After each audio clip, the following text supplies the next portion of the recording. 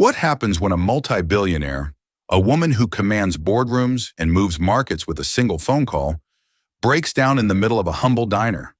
It's not over a failed merger or a stock market crash.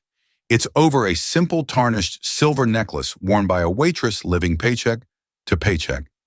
This isn't just a story about wealth and poverty. It's a story about a secret buried for 30 years, a devastating betrayal, and a single piece of jewelry that holds the power to reunite a family or tear it apart forever. Stay with us as we unravel the incredible true life story of Eleanor Vance and the waitress who unknowingly held the key to her heart. Eleanor Vance was a creature of habit and precision. At 82, she ran the Vance global conglomerate with the same iron will she'd possessed at 42.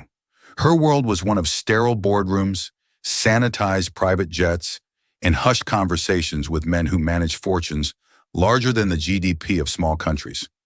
Yet once a month, she broke her own rules.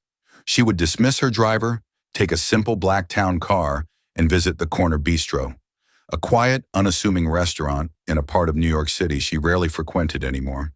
It wasn't the food she came for, though it was decent. It was the ghost of a memory.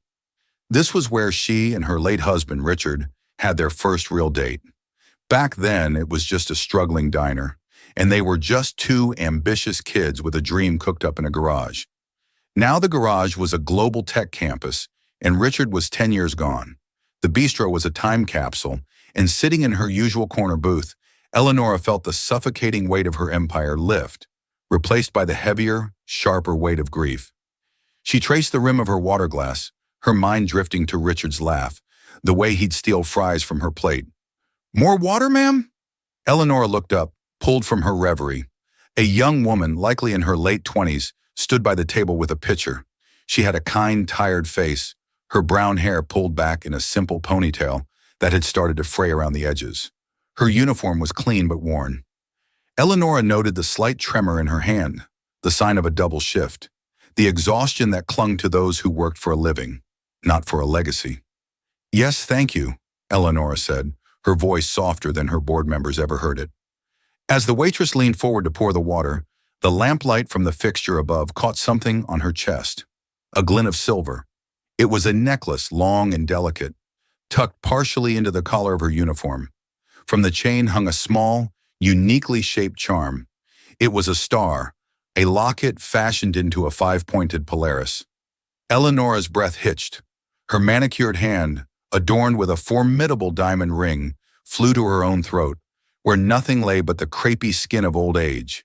It couldn't be. It was impossible. There was only one of those in the world. Richard had designed it himself, had it custom made by a master silversmith in Italy for their 10th anniversary. The necklace," Eleanor stammered, her voice a raw whisper. The world around her seemed to warp and fade. The clatter of cutlery, the murmur of other diners, it all dissolved into a low hum. The waitress straightened up, a look of polite confusion on her face. She touched the star locket instinctively. "Oh, I'm sorry, is it unprofessional? I can tuck it in." "No," Eleanor said, her voice cracking. Her eyes, usually sharp and analytical, were suddenly clouded with a storm of emotion. She leaned forward, her gaze fixed on the piece of jewelry. She could see the faint, familiar scratches on its surface, the way the chain had worn thin near the clasp. "Where did you get that?" The question was not a polite inquiry. It was a demand, raw and desperate, stripped of all her usual composure. The waitress, whose name tag read Amelia, looked taken aback, even a little frightened by the sudden intensity of the old woman. It was my mother's," Amelia replied, her hand still protectively covering the locket. "It's been in my family a long time." "Your mother?" Eleanor's mind was a whirlwind. Isabella, her daughter, her beautiful, rebellious, lost daughter. The argument, the slammed door, the years of silence that followed, it all came crashing back. Eleanor pushed herself to her feet, her movements unsteady. The carefully constructed fortress of her composure, built over decades of loss and ruthless business, was crumbling. She reached a trembling hand across the table, not to touch the necklace, but as if pleading with it, with the ghost it represented. "Please, Eleanor whispered, and the sound was so broken it startled them both. I have to know, what was your mother's name?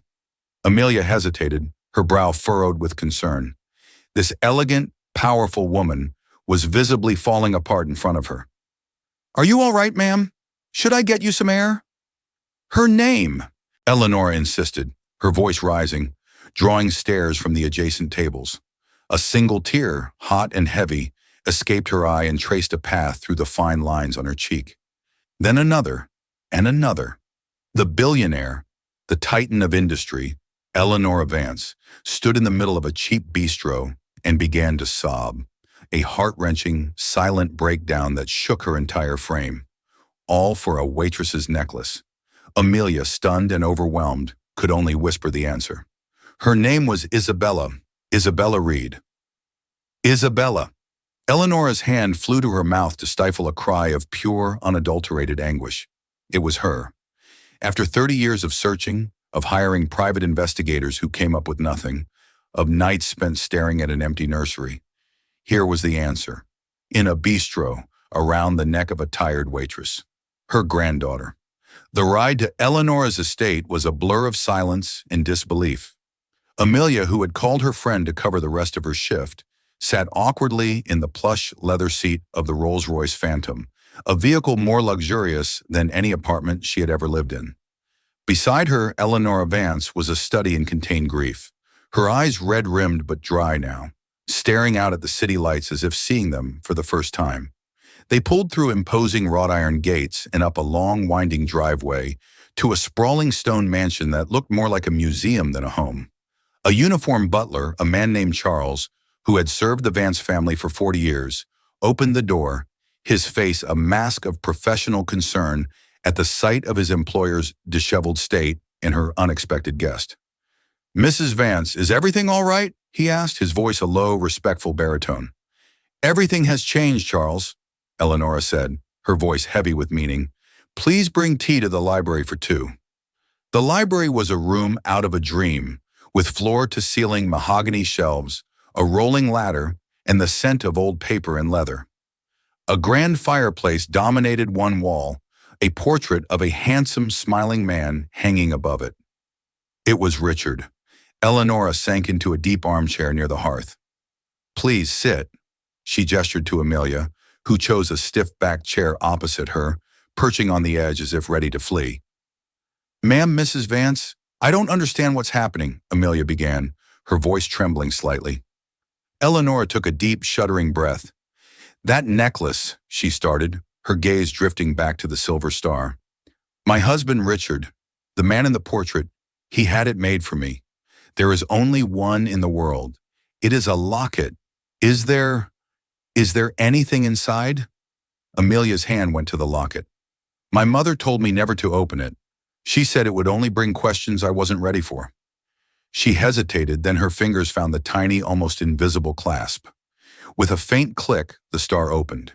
Inside, on one side, was a tiny, faded photograph of a young, laughing couple. It was a much younger Eleonora and Richard. On the other side, an inscription was engraved in elegant script. Amelia squinted to read the words aloud. To my Polaris, forever my guide.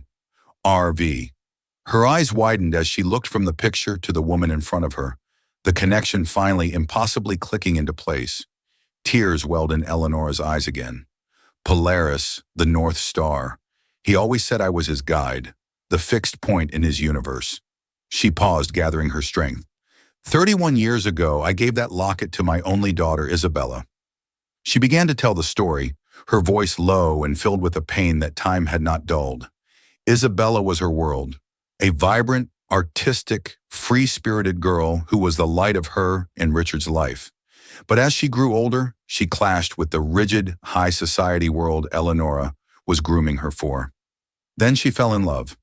His name was Daniel Reed. Eleonora recounted, shame coloring her tone. He was a musician, a wonderful, gentle soul, but he had nothing. No money, no prospects, no name. I was afraid for her. I wanted her to have security, the life I had fought so hard to build. I forbade her from seeing him. The memory was sharp, a shard of glass in her heart. The fight had been terrible. Words were said that could never be taken back. "You care more about your money than my happiness," Isabella had screamed.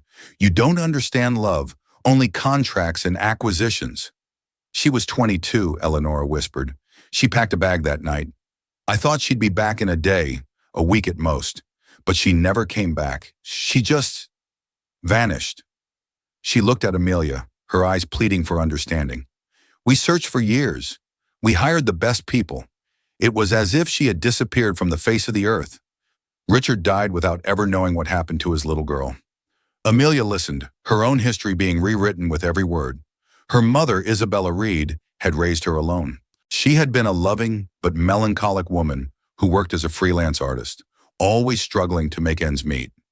She spoke little of the past and never of Amelia's father or her own family.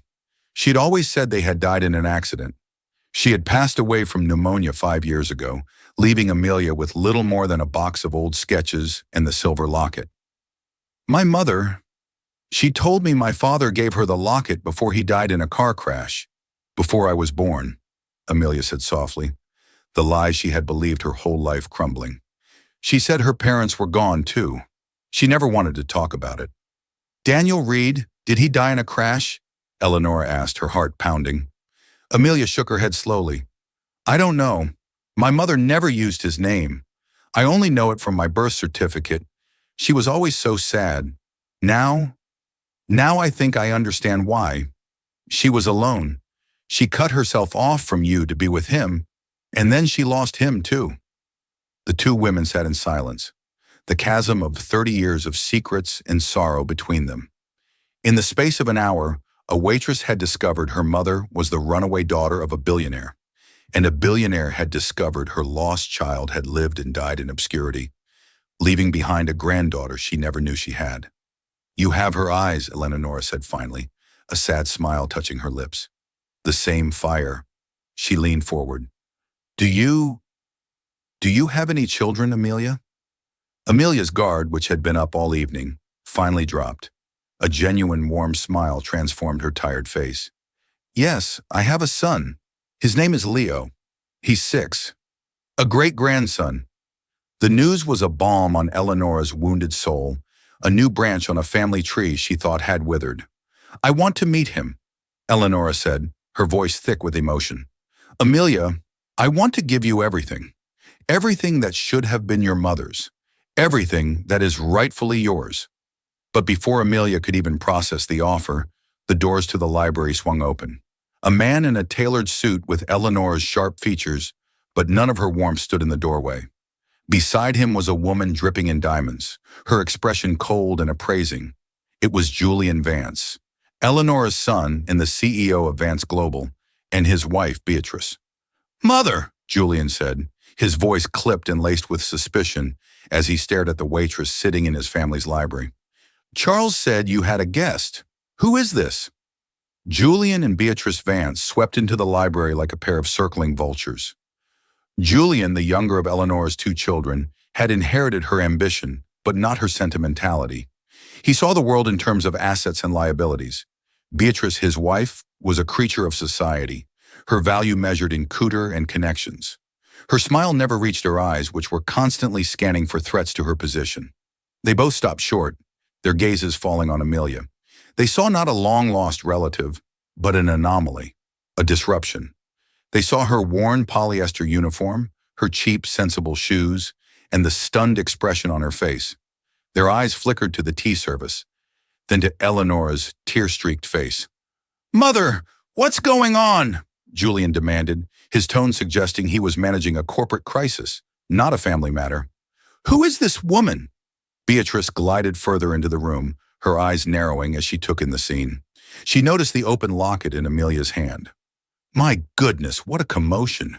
You look distressed, Eleonora. Has this woman upset you?" Her voice was smooth as silk, but laced with venom. Eleonora straightened her back, the formidable matriarch returning. "Julian, Beatrice, this is Amelia Reed. She is Isabella's daughter." The statement hung in the air, heavy and explosive. Julian's face went from suspicion to disbelief, then settled into a hard, cynical mask. Beatrice let out a short, incredulous laugh. Isabella's daughter? Mother, you can't be serious. Isabella has been gone for 30 years, Julian scoffed. This is absurd. Is this some kind of joke? It is not a joke, Eleanor said, her voice dangerously quiet. She is wearing the Polaris locket, the one Richard gave me, and I gave to Isabella. Beatrice stepped closer, peering at the necklace with a dismissive air. A piece of jewelry, Eleanor, darling, that's hardly proof. Trinkets can be stolen, found, copied. This woman is clearly an opportunist. She probably heard some story and cooked up this little performance to get her hands on your money. Amelia, who had been frozen in her chair, found her voice. She stood up, her chin held high, the shock giving way to a spark of indignation. I didn't ask for any of this. I was working. Your mother is the one who— Silence, Julian snapped, cutting her off with a wave of his hand as if dismissing a servant. He turned back to Eleanor. Mother, think about this rationally. You're emotional. A waitress shows up with a sob story and a necklace, and you're ready to rewrite your will. How convenient, how utterly transparent. This isn't about the will, Julian. This is about my grandchild, Eleanor retorted, her voice rising. This is about my blood. Alleged grandchild, Beatrice corrected smoothly. A claim this extraordinary requires extraordinary proof, not just a sentimental piece of silver and a convenient story. The air in the room was thick with tension. It was no longer a space of potential reunion, but a courtroom where Amelia was the one on trial. She felt her cheeks burn with humiliation. These people were looking at her as if she were dirt on their expensive rug. They weren't seeing a person. They were seeing a threat to their inheritance. I don't want your money, Amelia said, her voice clear and steady despite the pounding in her chest. I didn't even know who any of you were an hour ago. All I know is that my mother is dead, and she was this woman's daughter. She looked at Eleonora, her expression softening. And I think she was very lonely. The genuine emotion in Amelia's voice only seemed to harden Julian's resolve. He saw it as a weakness to be exploited, a tactic in a larger game. How touching, he said with a sneer, a regular rags-to-riches fairy tale. Well, in the real world, we don't rely on fairy tales. We rely on facts, on evidence. He looked from Amelia to his mother, his eyes cold and calculating. There's only one way to settle this, a DNA test. Beatrice nodded in vigorous agreement. Precisely.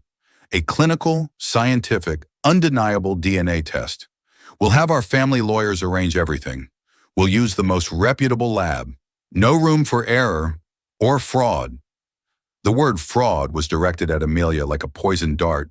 She flinched. The evening had spiraled from bewildering to terrifying.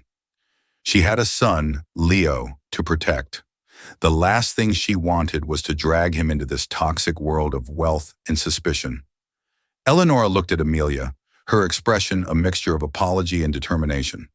They are right, Amelia. Not because I doubt you. In my heart, I know who you are. But to silence everyone else, to make it official, undeniable, for your sake and for your son's. Amelia felt trapped. To refuse the test would make her look guilty, like the gold digger they accused her of being. To agree meant stepping further into this nest of vipers. She thought of her tiny rented apartment, her mountain of bills, the constant worry that kept her awake at night. Then she thought of her son, Leo, and the opportunities a life like this could offer him. Good schools, health care, a future without struggle. But at what cost? Taking a deep breath, she met Julian's icy stare. Fine, she said, her voice firm. Do it. Do the test. You'll see. I'm not lying. Julian gave a curt, satisfied nod. Excellent. Our lawyer, Mr. Abernathy, will be in touch to collect your sample tomorrow. He then turned to his mother. Until we have the results, I forbid you from giving this woman a single dollar. For all we know, this is an elaborate scam, and she could disappear the moment she gets paid. She will be staying here in this house as my guest, Eleanor declared, her authority ringing through the room. A look of fury flashed across Julian's face before he masked it. As you wish, mother, but don't say we didn't warn you. With a final withering look at Amelia, Julian and Beatrice turned and left the library, their victory hanging in the air. The warmth that had briefly filled the room was gone. replaced by the chilling reality of what lay ahead. Amelia wasn't just discovering a family. She was entering a war. The next few days were a surreal limbo. Amelia and her son Leo moved into a guest suite at the Vance mansion that was larger and more opulent than any home they had ever known. 6-year-old Leo was in heaven, convinced he had moved into a castle. He ran through the manicured gardens, marveled at the indoor swimming pool, and befriended the stern-faced butler, Charles, who found himself cracking a smile for the first time in years. For Amelia, however, the mansion felt like a gilded cage. She was a guest, but also a specimen under a microscope. The household staff treated her with a mixture of curiosity and formal distance, clearly taking their cues from Julian and Beatrice, who made their disdain known at every opportunity. Eleonora, on the other hand, tried her best to bridge the 30-year gap. She showered Leo with affection and gifts he was too young to understand the value of. She spent hours with Amelia, showing her old photo albums, sharing stories of Isabella's childhood, trying to piece together the life her daughter had lived. For the first time in a decade, a genuine light returned to Eleanor's eyes. She was rediscovering a part of herself she thought was dead and buried. "Your mother loved to paint," Eleanor said one afternoon, her gloved finger tracing over a photograph of a teenage Isabella with paint smudged on her cheek. She could find beauty anywhere, in a wilting flower, a crack in the pavement. Her voice trailed off, filled with regret. I tried to push her towards a more practical path, business, law. I didn't understand that her art was her soul. I smothered the very thing that made her special. Amelia listened, absorbing these new facets of her mother. She saw the pain and guilt that haunted Eleonora, and her heart went out to the old woman. A fragile bond began to form between them, woven from shared grief and tentative hope. But Julian and Beatrice were not idle. They viewed this budding relationship as a catastrophic threat to their dominion, their inheritance, their status, their power. It was all at risk. "She's manipulating her. You see it, don't you?" Beatrice hissed at Julian one evening in their own wing of the mansion. "Playing the part of the meek, grateful orphan. And your mother, addled by grief and age, is falling for it, hook, line, and sinker." "The DNA results will take another week," Julian said, pacing his study. "We can't just wait. We need to discredit her. We need leverage. Something to prove she's not the saint she appears to be."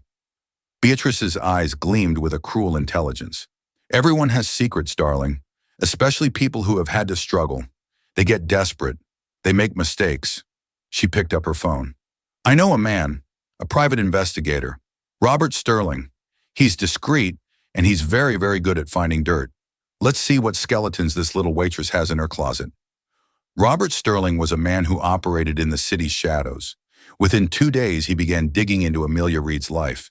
It was a disappointingly clean record. She worked hard, paid her bills, sometimes late, and had no criminal history. She was, by all accounts, a decent person, but Sterling was paid to find something, and if he couldn't find it, he was adept at creating it. He discovered that 2 years prior, Amelia had been in a minor car accident. The other driver, a man named Marcus Thorne, had been aggressive and claimed she was at fault. The insurance handled it, but not before Thorne had made a scene. Sterling saw an opening. He contacted Marcus Thorne, a man with a gambling problem and a perpetually empty wallet. For a few thousand in cash, Thorne was more than happy to change his story. He would now claim that Amelia had tried to bribe him at the scene, offering him cash to not call the police because she'd been drinking. It was a lie, but it was a believable one. Beatrice was delighted. It wasn't a felony, but it was enough. It painted a picture of a deceitful, manipulative person. It was a seed of doubt they could plant in Eleanor's mind at the perfect moment. Meanwhile, Amelia remained oblivious to the plot against her. Her biggest struggle was with her own identity. One day she was a waitress, the next the potential heiress to a billion-dollar fortune. The whiplash was severe. One afternoon, Mr. Abernathy, the family lawyer, a kind elderly man with gentle eyes, requested a meeting with her. "Mrs. Vance has instructed me to begin the process of recognizing you as her legal heir, pending the DNA results," he explained calmly. "This involves setting up trusts, understanding tax implications. It's a significant undertaking." Amelia felt a wave of nausea. Trusts, taxes. Mr. Abernathy, I still don't know how to use the coffee machine in the kitchen.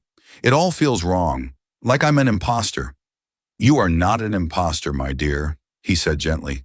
You are family. But be warned, with a family like the Vances, that title comes with as much conflict as it does comfort.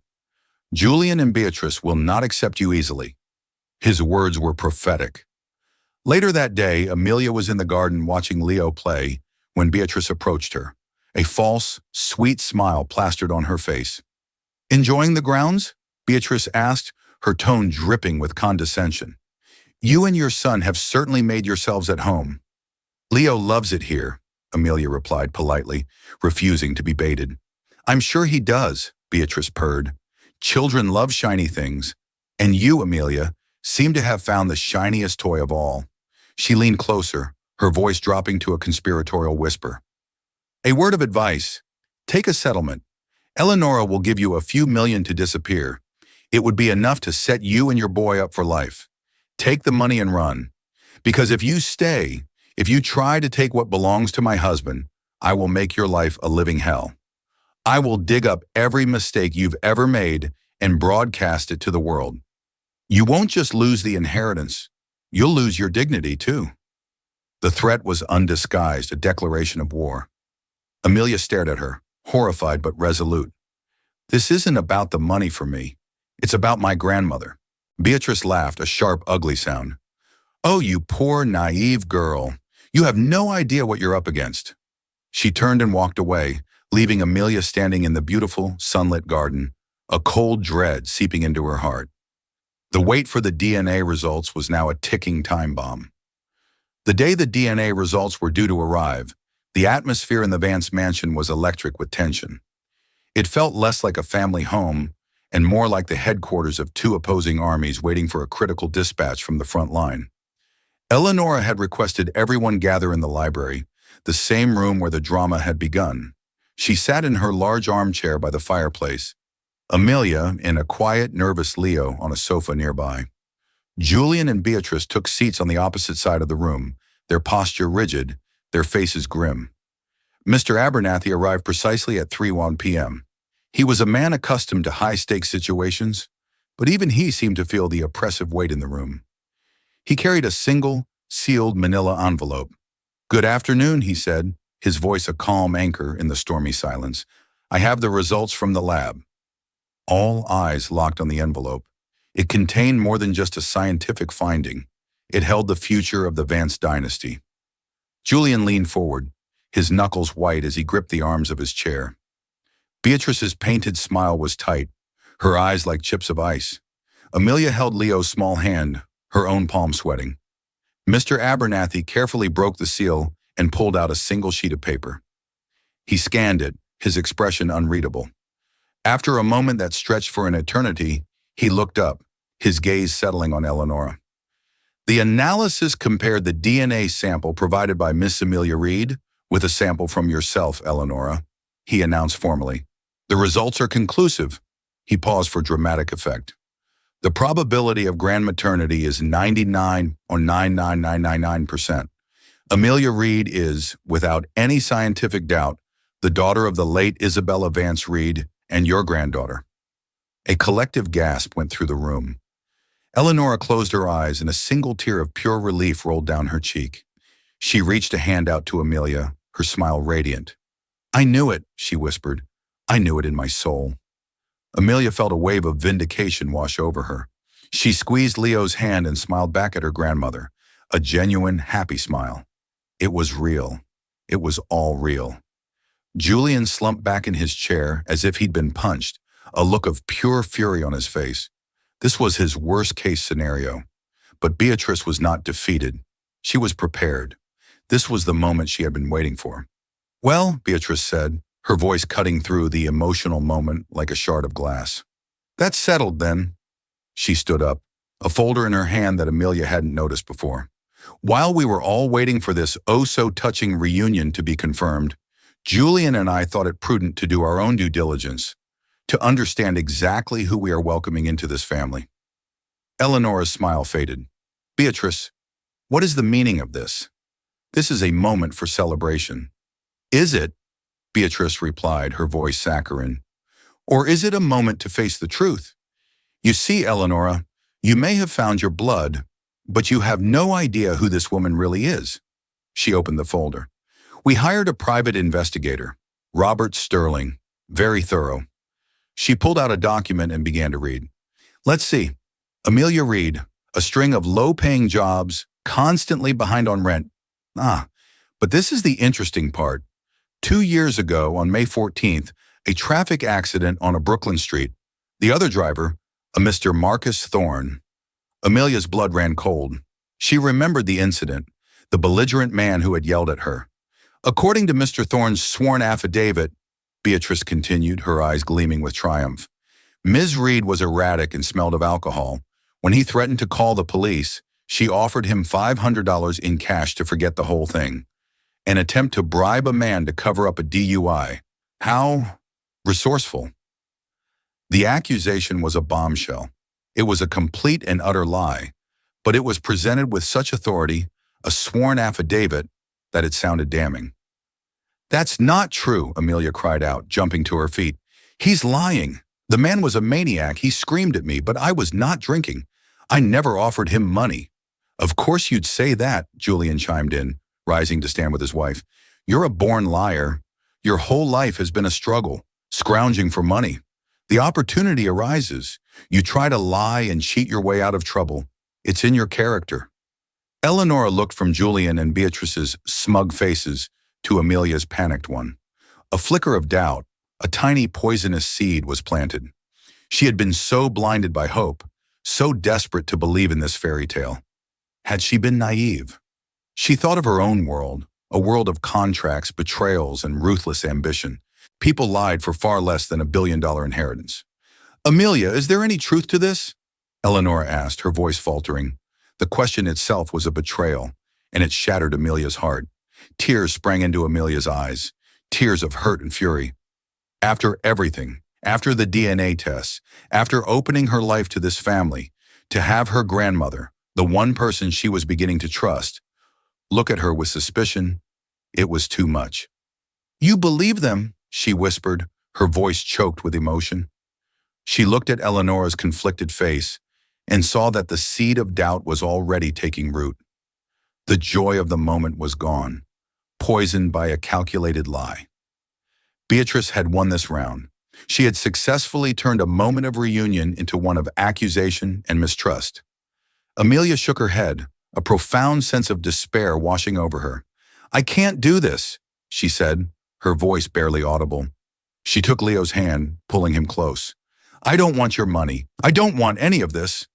She turned and fled the library, leaving behind a stunned silence, a triumphant Beatrice, and a heartbroken old woman whose greatest hope had just been corrupted by a venomous lie. Amelia's retreat back to the guest suite was not a flight of anger, but a collapse of the soul. Each step up the grand curving staircase felt heavier than the last, as if the very marble were trying to hold her captive in this beautiful, cruel world. The flurry of packing was desperate, a frantic attempt to erase her and Leo's brief existence from the opulent room. She threw their meager belongings, worn jeans, faded t-shirts, a handful of Leo's small toys, into their old, scuffed duffel bags. The juxtaposition was sickening, their life of patched-together survival starkly laid bare against the backdrop of silk drapes and hand-carved mahogany.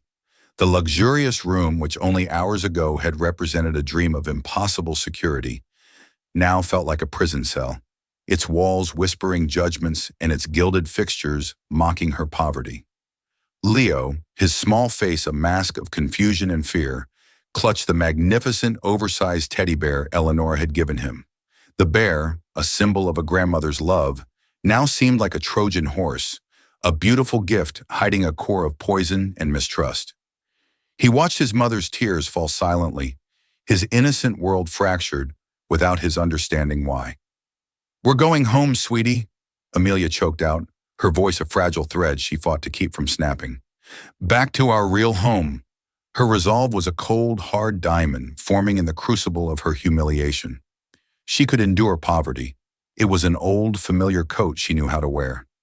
She could endure hardship. It was the air she had breathed her entire life. But she would not, could not, endure being branded a liar and a cheat.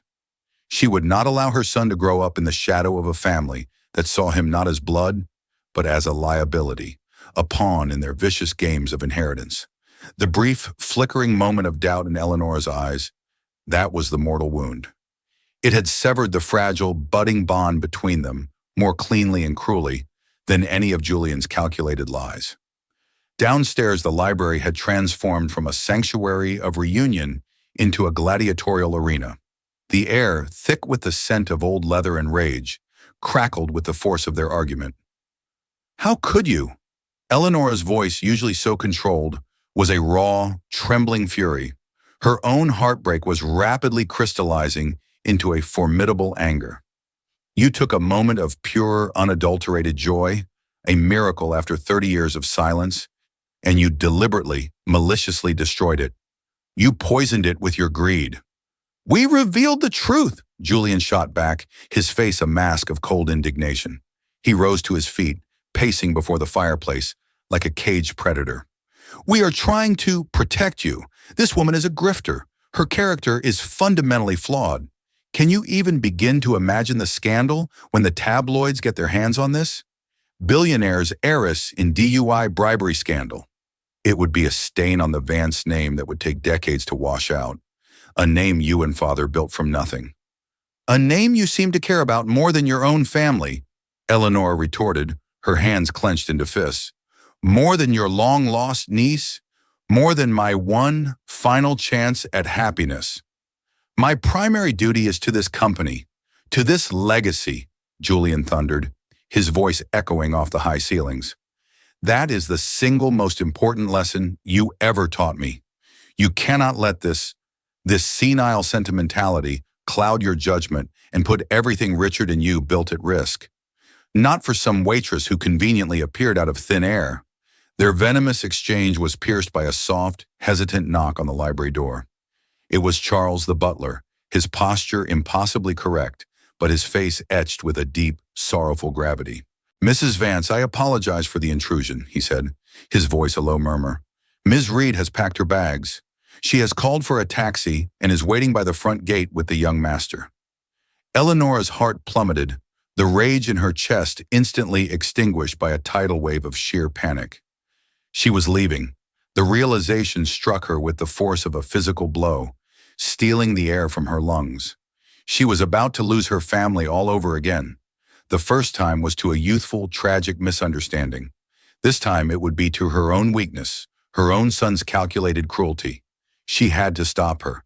She could not let this happen. As Eleanor rushed from the room, her elegant shoes silent on the thick Persian rugs, Amelia was in her suite, conducting one final, heart-wrenching sweep. Had she left anything? A stray sock? A coloring book of Leo's? Her eyes scanned the cavernous walk-in closet. On the top shelf, pushed into a dark corner, sat a battered cardboard box. It was the box she had brought from her apartment, the one containing the sum total of her mother's worldly possessions. In the whirlwind of the past week, she hadn't had the heart or the courage to look through it. Now some deep, primal instinct compelled her to reach for it. The box felt heavy with the weight of unspoken history. The tape was yellowed and brittle. Inside, nestled among old stiffened paintbrushes and sketchbooks filled with hauntingly beautiful drawings, was a bundle of letters. They were tied with a single, faded blue ribbon. With trembling fingers, Amelia saw the elegant, familiar script on the topmost envelope, an address that made her blood run cold. Mrs. Eleanora Vance, Vance Estate, New York. They had never been sent. The postmarks were all dated over 30 years ago. With a sense of sacred dread, she untied the ribbon. The paper was fragile, almost translucent with age. She began to read the first one. "Dearest Mother, I hope this letter finds you. I've tried calling, but the staff always says you're unavailable. No one ever puts me through. I am so sorry for the things I said. I was angry and hurt, but I never stopped loving you. Daniel and I are struggling, but we are happy. I wish you could see that. Please, Mother, just talk to me." Amelia's breath caught in a sob. Her mother had tried to reconcile. She hadn't been too proud. She had reached out. She grabbed the next letter, her hands shaking so badly she could barely read. It was dated a few months later. Mother, something wonderful has happened. I'm pregnant. You're going to be a grandmother. I know you must be angry with me, but I hope the news of a grandchild will soften your heart. We want to come home. I've left a dozen messages with Julian's assistant. Has he not passed them on? Please call me at this number. The words leaped off the page, searing themselves into her mind. Julian's assistant, a cold dread, slick and oily, washed over her. She frantically tore through the other letters. The narrative they painted was one of increasing desperation. Letters detailing Daniel's sudden aggressive illness, a fast-acting cancer. Letters begging for help, not for herself, but for him, for money for treatments they couldn't afford. And then, the final, heart-shattering letter. Mother, Daniel is gone. He died this morning. I am alone, and I am 7 months pregnant. I have nothing left. I called the main house again today, desperate just to hear your voice. Julian answered. He was so cold. He told me you wanted nothing to do with me. He said you told him that my choices had consequences and that I was to never contact the family again. He said you had disowned me. My heart is broken, Mother, not just for losing Daniel, but for losing you too. I won't bother you again. I will raise this baby on my own. Goodbye, your daughter, Isabella. The letter fell from Amelia's numb fingers, fluttering to the floor like a dead leaf.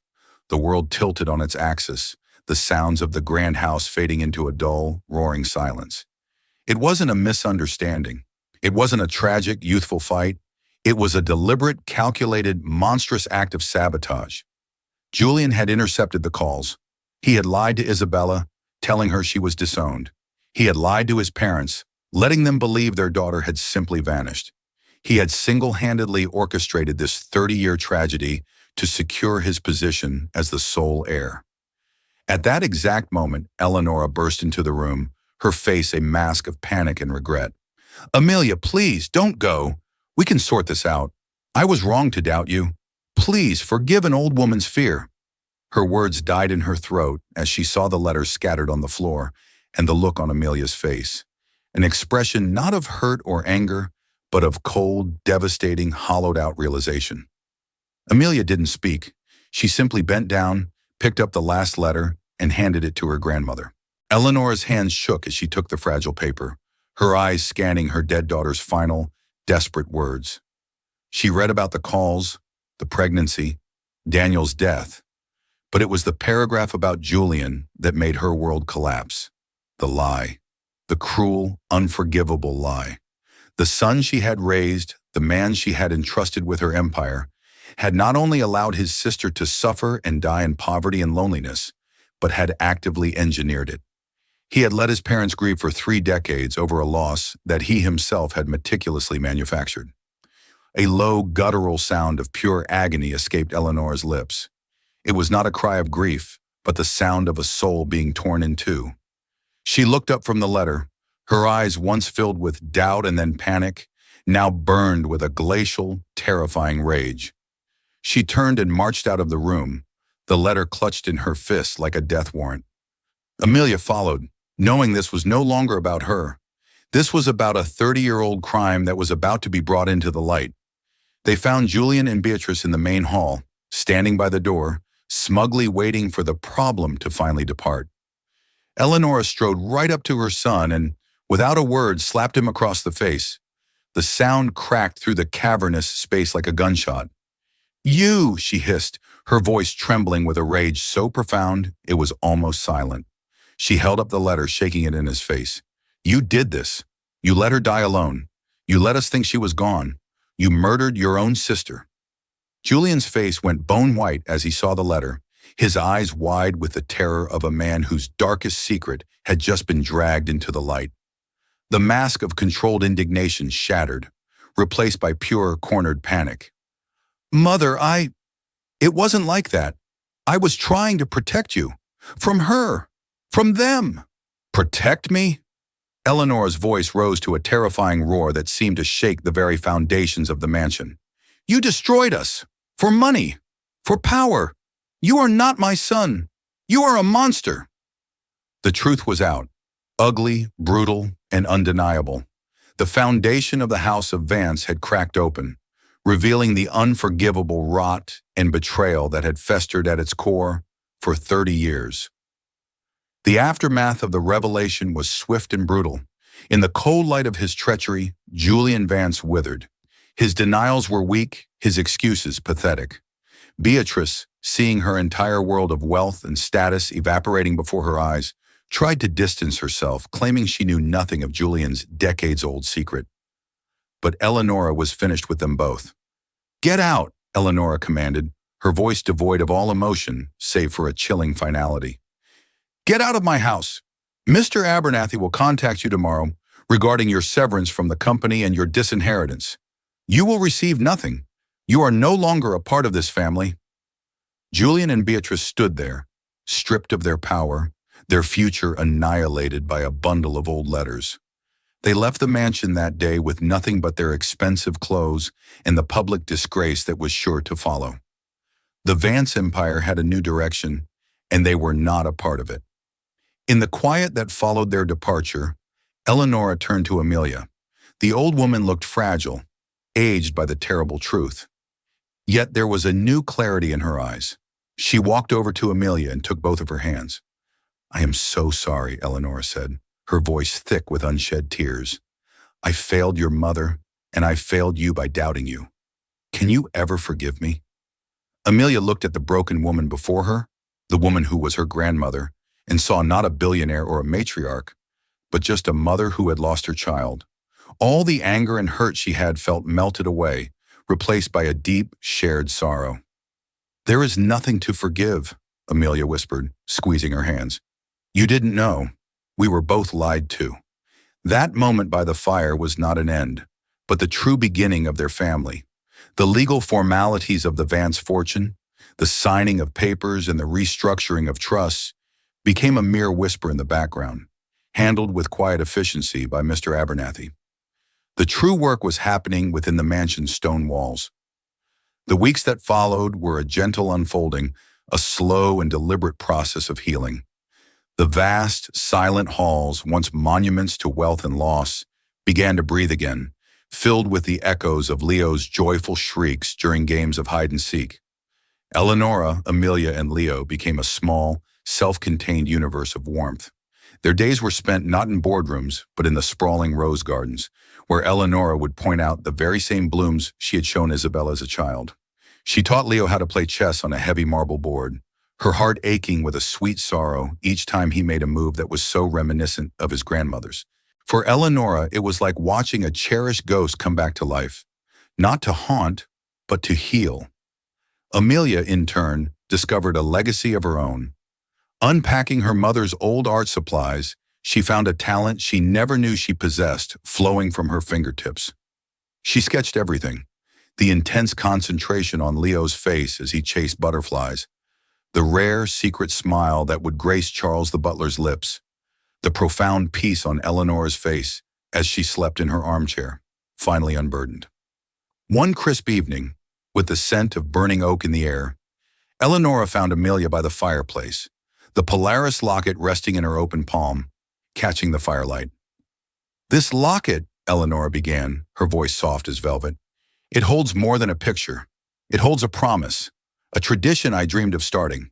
The matriarch passes it to her daughter on her wedding day, who then passes it to hers. It's meant to be a symbol of our guiding star, the unwavering love that always leads us home." She gently took the locket, her cool, papery skin brushing against Amelia's. "It was mine. Then for a short, precious time, it was Isabella's. Now, Amelia, it is yours." With hands that had once signed billion-dollar deals, she carefully fastened the silver chain around Amelia's neck. "Wear it," she whispered, her eyes shining with unshed tears. "Not as a sad memory of what we lost, but as a brilliant promise of everything we have found." Amelia touched the star.